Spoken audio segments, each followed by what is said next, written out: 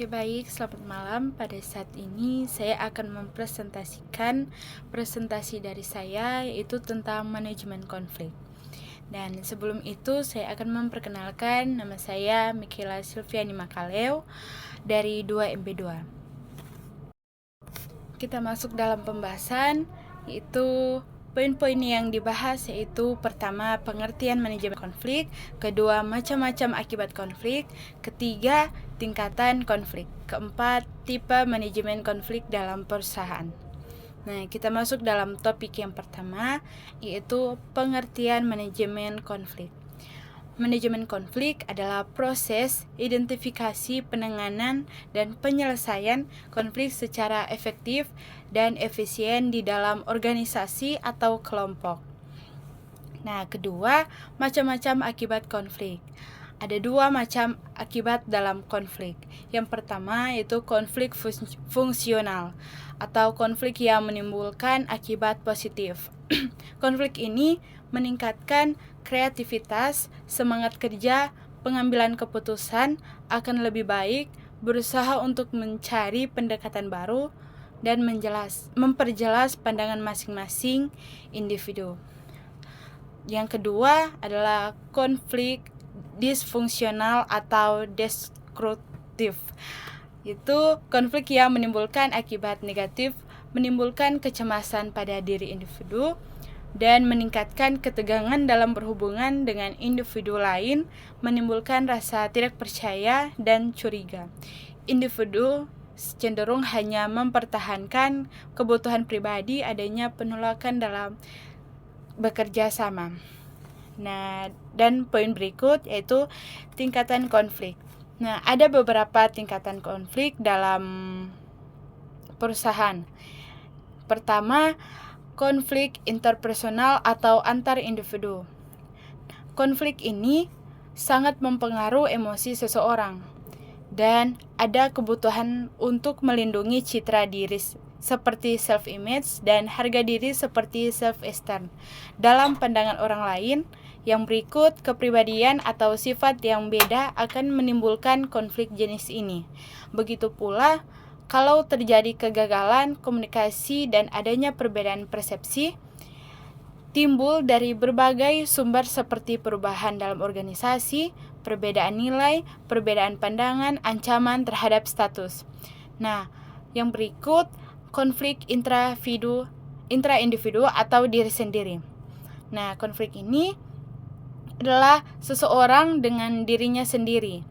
Dan konflik terjadi bila pada waktu yang sama seseorang memiliki dua keinginan yang tidak mungkin dipenuhi sekaligus. Nah, konflik ini juga bisa disebabkan oleh tuntutan tugas yang melebihi kemampuan. Nah, konflik yang ketiga yaitu dalam kelompok.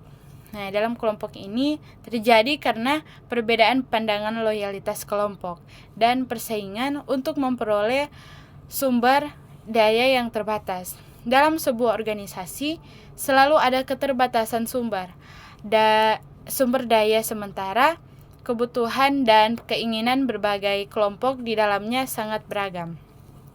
Dan kondisi ini mendorong terjadinya yaitu konflik.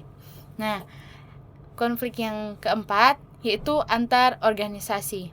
Dampak dari dua kelompok organisasi yang bersaing sebagai berikut.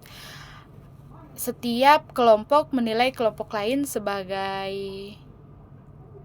masalah, dan berikut setiap kelompok mulai mengalami distorsi atau gangguan dalam persepsi, seperti kelompok cenderung melihat yang baik hanya berdasarkan kelompoknya sendiri.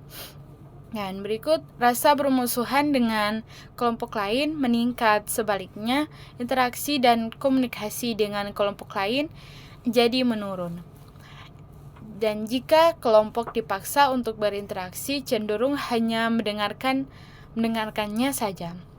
Nah, tipe-tipe manajemen dalam konflik ini sudah masuk dalam poin yang terakhir, yaitu tipe yang pertama yaitu accommodating. Accommodating ini adalah salah satu metode manajemen konflik di mana salah satu pihak yang terlibat dalam konflik cenderung cenderung mengalah dalam menerima pandangan atau keinginan pihak lain. Nah, tipe yang kedua yaitu avoiding.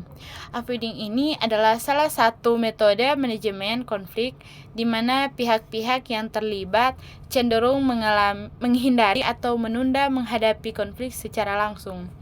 Nah, tipe yang ketiga, promising. Salah satu metode manajemen konflik di mana pihak-pihak yang terlibat saling berkompromi untuk mencapai kesepakatan. Tipe yang keempat itu collaborating. Nah, collaborating ini adalah salah satu metode manajemen konflik yang melibatkan kerjasama antara pihak-pihak yang terlibat untuk menemukan solusi yang sepenuhnya memuaskan kebutuhan semua pihak. Nah, tipe yang terakhir yaitu competing. Competing ini salah satu metode manajemen dalam konflik di mana pihak yang terlibat berusaha memenangkan konflik dengan mengutamakan kepentingan dan tujuannya sendiri tanpa banyak mempertimbangkan kebutuhan atau keinginan pihak lain. Nah, sampai sekian jauh presentasi dari saya. Bila ada kesalahan atau kata yang salah, mohon dimaafkan. Terima kasih.